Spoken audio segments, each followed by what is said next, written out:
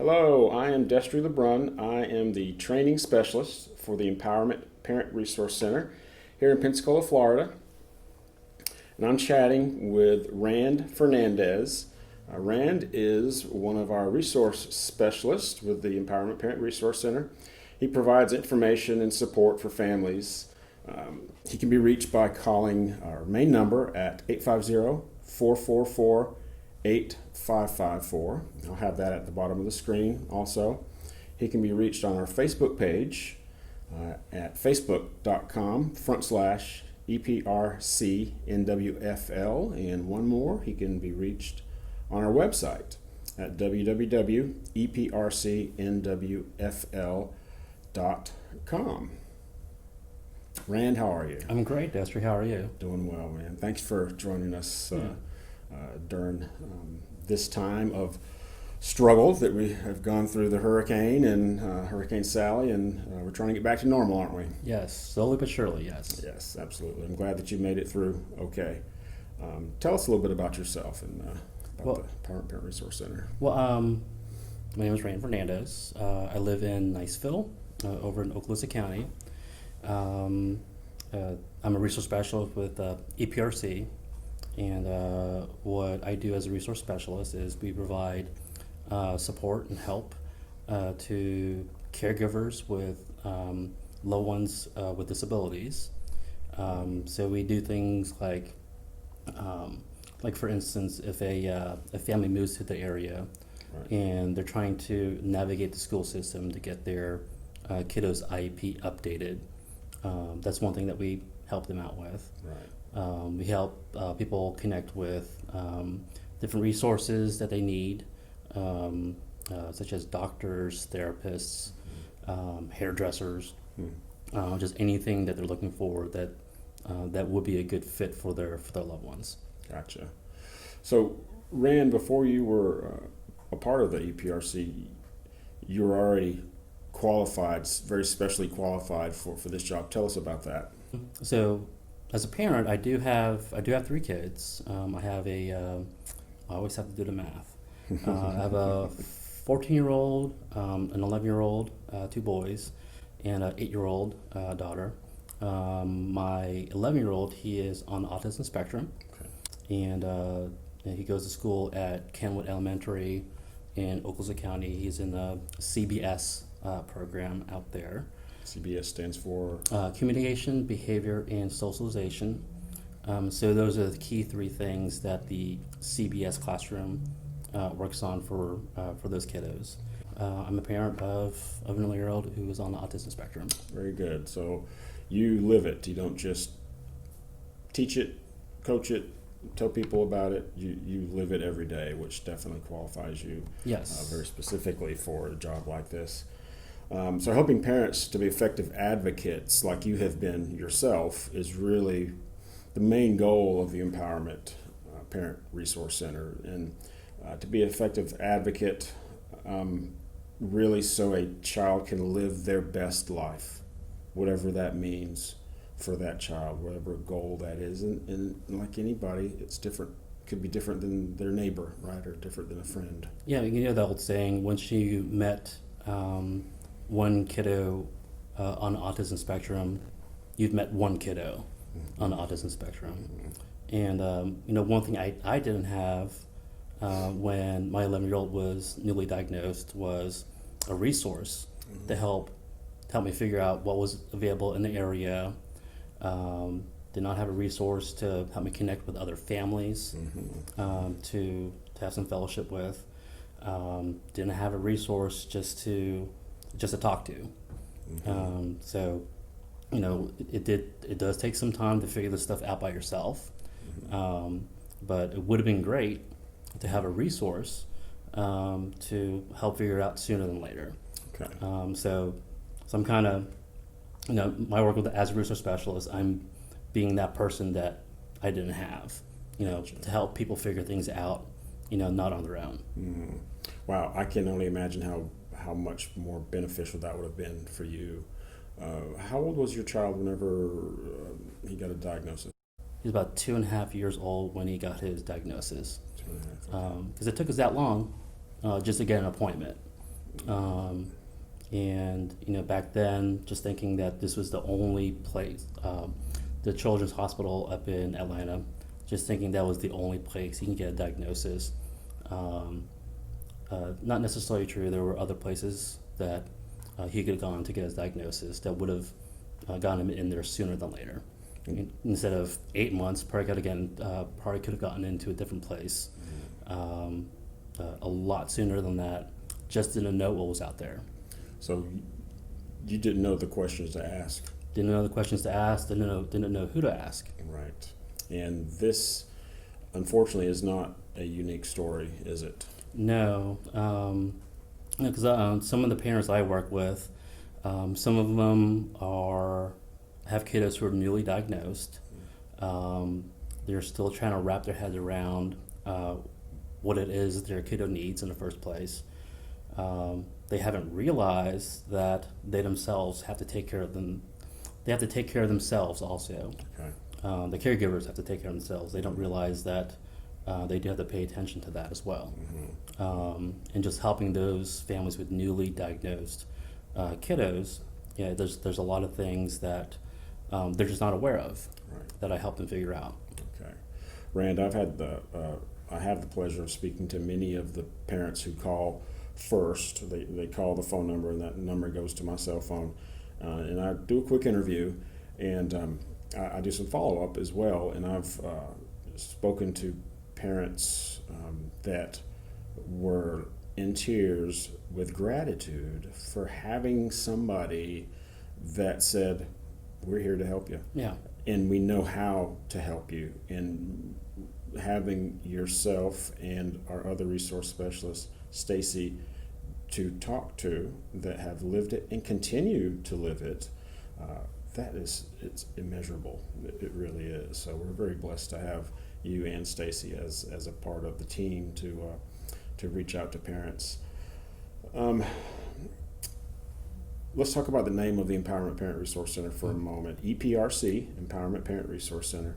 We use that name, or we name the Empowerment Parent Resource Center with the word empowerment in it very intentionally, because we think that the best way that we can help give parents the tools and information that they need is to, or we think that whenever we do that Rand, you and Stacy, you give them the tools, the information that they need to make decisions that empowers them, and in turn that empowers the family and it empowers the individual as well. Do you find that to be the case? Yeah, because a lot of a good number of the parents who I work with who come to EPRC in the first place, it's almost as if it's a last resort. Mm-hmm. Meaning that they're not able to get the help they need from their health insurance. They're not able to get the help they need from the school system. They're not able to get the help they need even from like APD. Mm-hmm. So some of these families, they have immediate needs, immediate problems that need immediate solutions sooner than later, rather than 6 months from now, a year from now, several years from now. Right. So I try to get creative with helping them find solutions to their problems. Mm-hmm. Because like a lot of some of these families are living paycheck to paycheck. They don't have good health insurance.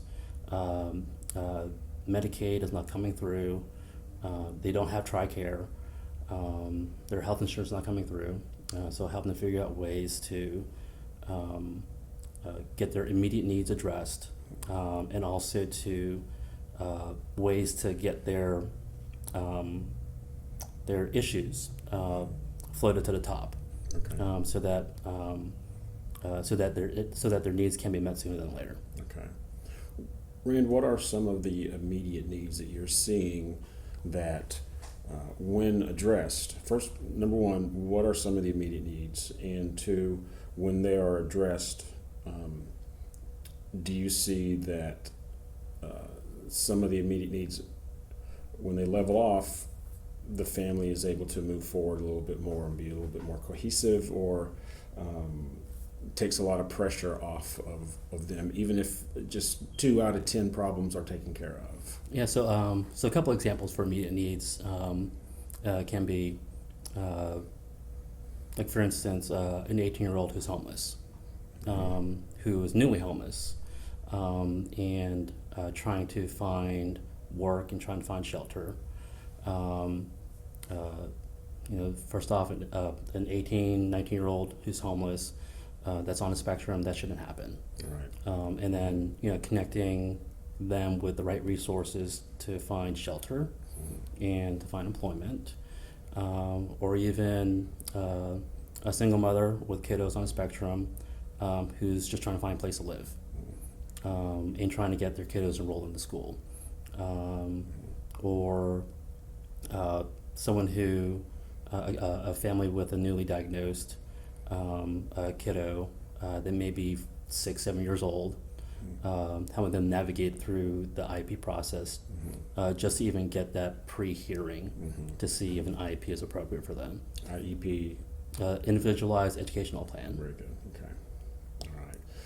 That's a big stressor, isn't it, for families? Yeah. IEP. Yeah, the IEP process, yes, because there's a lot of rules and regulations. There's a lot of things that parents and kiddos are entitled to that they may not know about. And there's ways to go about getting those accommodations down, and helping those families understand the process to make those things happen. Okay. So it does take some time, it does take some effort. A lot of families just don't know what that time and effort entails. Right. Process. I like that you used that word. Whenever you were talking about APD and insurance and all of those providers, they have a process. They need to have a process. They have to have a process. They're so big that they have to have a process, and I applaud them for that. But the reality is that that process takes a long time. With the APD waiver, there's literally thousands of families on the waiver right now. Some have been on the waiver for over 10 years. Is that not correct? Yeah, last I heard it was like a 12-year wait list right now. That's wow. If That's a long period of time. A long period of time. But it has that, for however that process took place, that's what process we're dealing with right Yes. now. And that's the type of thing that you and Stacy can help with. Okay, if you're not on the waiver, let's go ahead and get that process rolling starting today. Let's get the application in and have a person come out and finish the application for you, help you finish the application, send it off, and get that started, number one. And then you can, you kind of just leave that as it is. You've done everything you can. There may be some things. Like an emergency may come up, and then there's Right. another process for that. That's right. We're not knocking those services, but there's a process you have to go through. If somebody calls today, Rand, our process is this. A family can call 850-444-8554, and what happens after that? We have them do we help them through complete a needs assessment survey, so that we can get down some of their basic information, like which county they live in, the age of their loved ones, and what their issues are, what their immediate needs are. And then we use that as a jumping point to, like for instance, when I receive a call, there's usually a laundry list of things that they're trying to address. Right. I try to focus on the ones that, yes, this is immediate, this needs to happen sooner than later, but there's something else that can I help them figure out how to prioritize. Okay. Gotcha.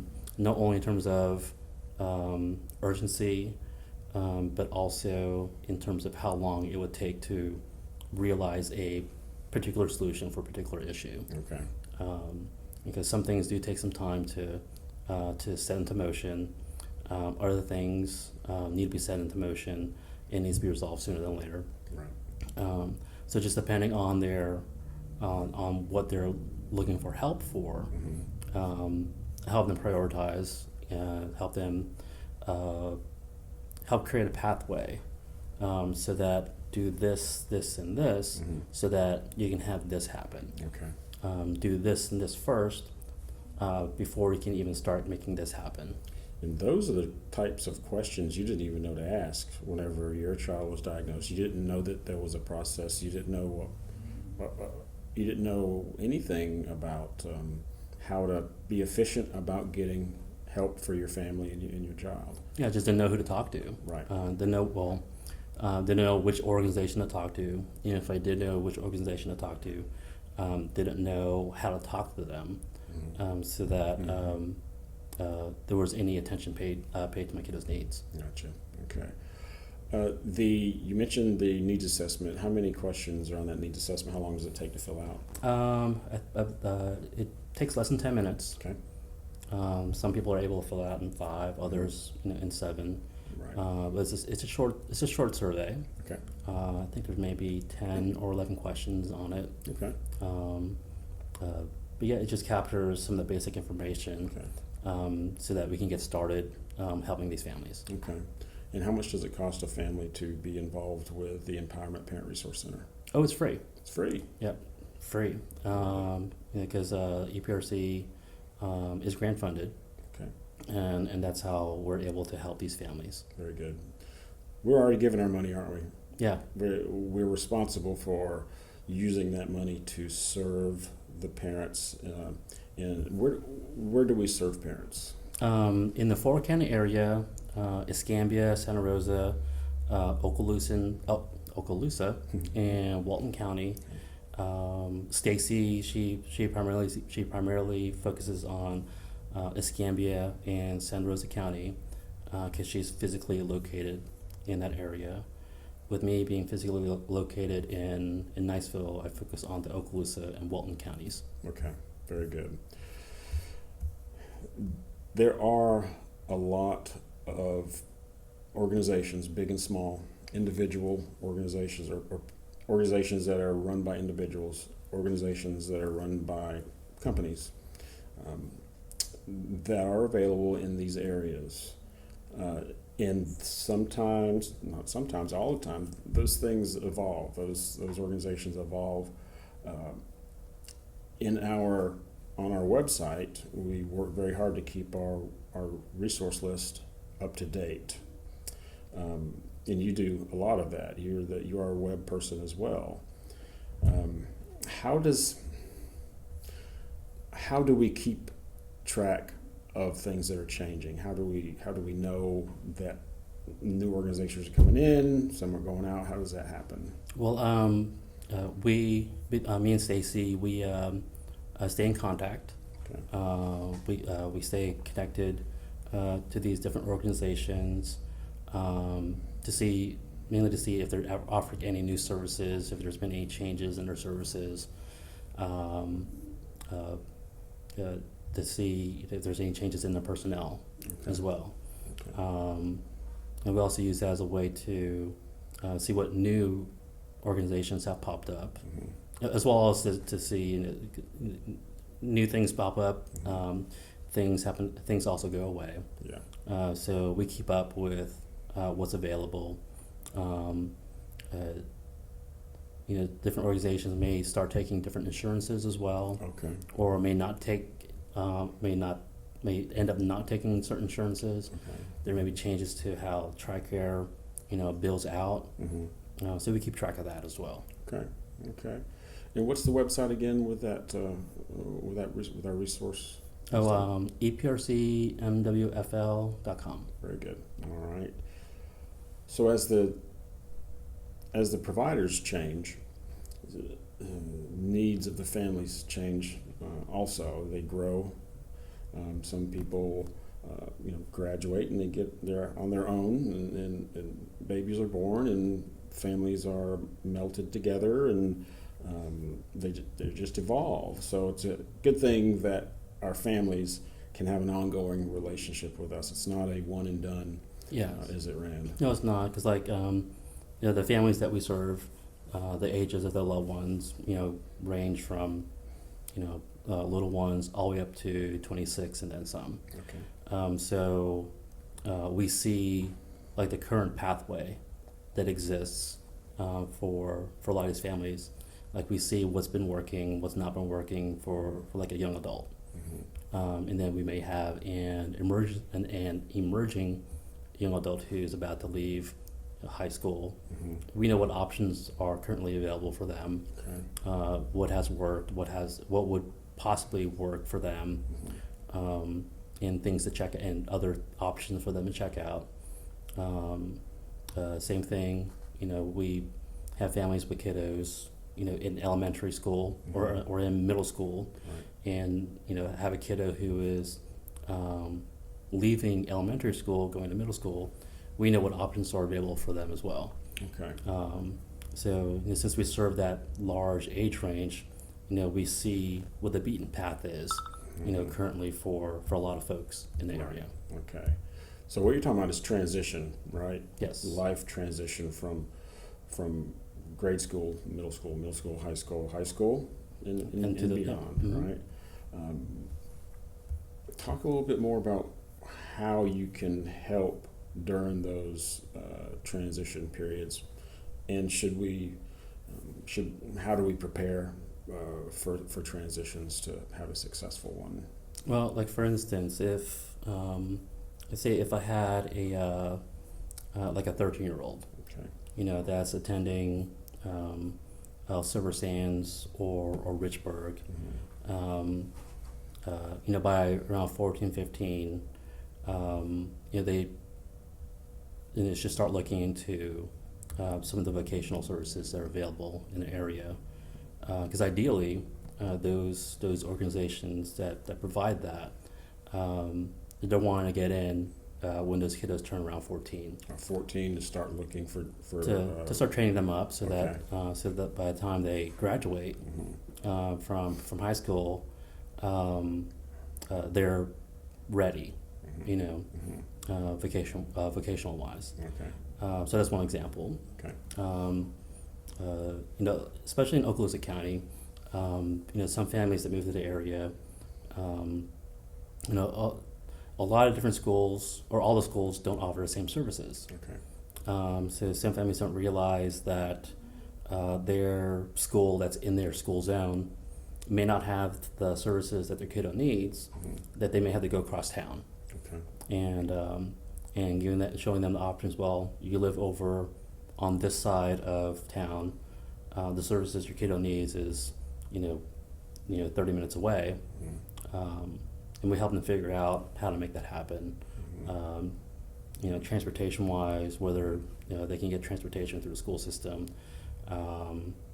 just logistics of just getting their kiddos to and from school.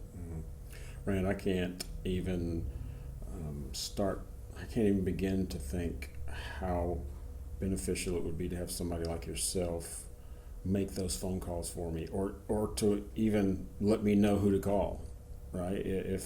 If you're not able to make the phone calls, you can say, well, you think about transportation. This is the person that you can call to find out of transportation. That's funny. There we go. Yeah. That's good. All right. Okay. Rand, I can't imagine how beneficial having somebody like you on a family support team would be, to be able to point in the right direction and say, call this person for more information on transportation. Perhaps you can even make some of those calls for them. It just kind of depends, I guess, on what the need is. Or even just putting out the parents that, hey, your kiddo should be able to get transportation. There you go. In the first place. That's right. Just what is available, right? What's available for them.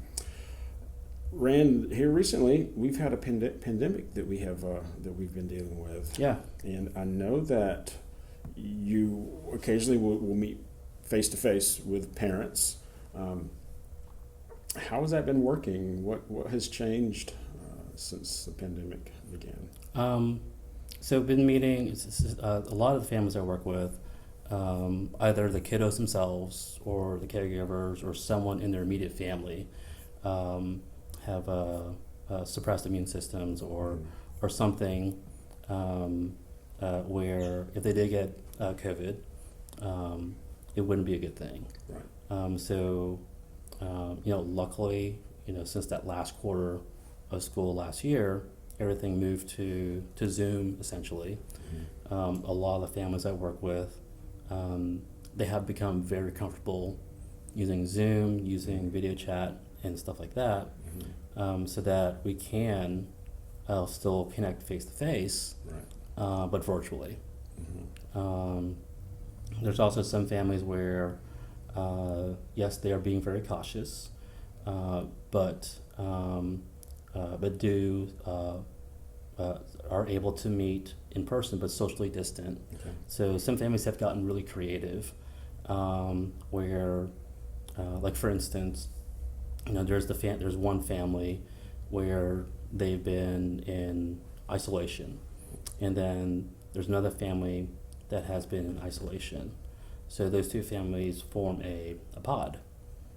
So they have the two families as part of this pod, where now it's just one big family with the two families. So some families have gotten creative that way to still have the social interaction that their kiddos need, but to stay safe. About that. So it's kind of interesting, all these different requirements and things to do to keep safe. It's interesting to see how families have managed to still follow all the CDC guidelines, but then get creative so that they can still have that social interaction with other families and friends and stuff like that. That is so creative. That really is. Families are essentially creating, what is it called on Survivor? Oh. What is it? An alliance? An alliance. That's right. Yeah, an alliance to fight COVID, I guess. All right, let me start over that. So, Rand, that is very creative. I like to hear that. The social part of development is many times overlooked, I think, and really, especially perhaps with families who have loved ones that are on the autism spectrum. We tend to think that socialization isn't something that they desire, but I'm here to tell you that's not necessarily true. Yeah, on our needs assessment surveys, social supports is up there in terms of needs. Parents are looking for social supports for their loved ones, and with COVID, with the virus, the type of social supports that were available last year aren't necessarily available this year. And yeah, families have gotten creative to where social supports are still being met, but just in a different way. Are there some, we're going to wrap up here in just a minute because you have to go pick up your child, as a matter of fact. So, last question. Have you seen things that have changed due to the pandemic that you think have changed for the better that you hope will continue after the pandemic is done? Well, I think the first big change I noticed is a lot of people have gotten comfortable using technology to stay connected. Like for instance, even my parents, they never really used Zoom, before the pandemic. They now know how to use Zoom. Fantastic. They know how to video chat. I've even had like one family, pre-pandemic, didn't even have an email address. And the way things had changed, where yes, it's essential to have it. Is essential now to have an email address. So yeah, that person got set up. Help that person get set up with email. Help them figure out how to use Zoom, so that how to use video conferencing, so that his kiddos can have their doctor's appointments, virtually through telehealth. So I think, with the way technology is now being used to deliver different services virtually, it's become convenient. It's become easier to get those services. Because I know one person, they had an appointment over in Destin driving all the way from Pensacola. Typically, they would drive all the way from Pensacola for this appointment, and it would take them. That's a full solid day's worth of travel, appointment time. Um, that particular office moved to doing telehealth, so instead of traveling, 2 hours from Pensacola into Destin, an hour at the office, and then 2 hours back. It's just 1 hour via telehealth, which is very convenient to be able to do so. Right. Very good. I do hope that many of those types of changes stick. I can't see us going back in some cases, right? So I really hope that we can continue forward and continue to evolve in a way that is really beneficial for the families that we serve, especially because, like you were saying, time and the logistics of getting one child here and one child there, and your child with special needs to the therapies that they need. It can be a full-time job and a nightmare. Not to mention how can a parent work while they're doing that. It's just if you can have an effective telehealth appointment that would take less than an hour or an hour instead of that all-day thing, that can be a life changer for some parents. It can be, yeah. Right. Rand, thank you very much. We're going to wrap up here. Rand would love to hear from you. I would love to hear from you. Stacy, Dr. Goldberg would love to hear from you also. You can get up with us. You can call us. You can talk to us about any needs that you have. You can give us a call at 850-444-8554. You can contact us on facebook.com/EPRCNWFL. And you can look at our website for that resource list and some other things that we have on the website at www.eprcnwfl.com. Thank you for joining us today. Look forward to speaking with you, serving you, and getting to know you a little bit better. Thank you. Thanks, Rand. Thank you. And cut.